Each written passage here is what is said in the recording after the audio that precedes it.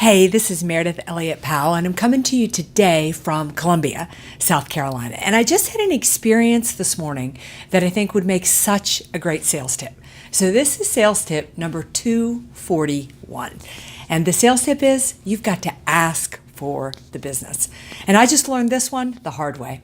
About a year ago, I spoke at a conference and I hit it out of the park. I had such a good relationship with the audience and the meeting planner that we talked about having me back this year. So I did all that I was supposed to do. I dotted the I's, I crossed the T's, I stayed in touch. I sent my thank you note, I sent them articles, I sent them videos, I stayed engaged, I made sure I was connected on LinkedIn. But the one thing I never did in all the contact with the meeting planner and the organizers of the event is I never directly said, I would definitely like to speak for your conference again this year. Is that an opportunity? In other words, I never actually asked for the business.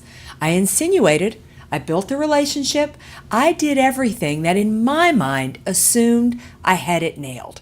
And then, when I hadn't heard, I called to check in, and they said, wow, we would have loved to have had you, but we just assumed that you were already booked with something else.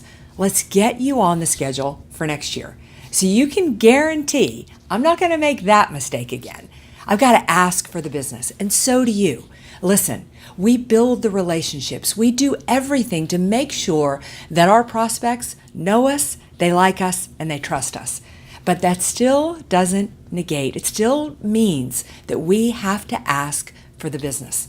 If we don't ask for the business, we can't assume they just know that we want the business. So I just learned that lesson the hard way. I don't want you to learn that lesson the hard way. So if you want to open more doors, if you want to close more sales, then you've got to learn to ask for the business. So this is Meridith Elliott Powell, and I'll see you next week with another sales tip.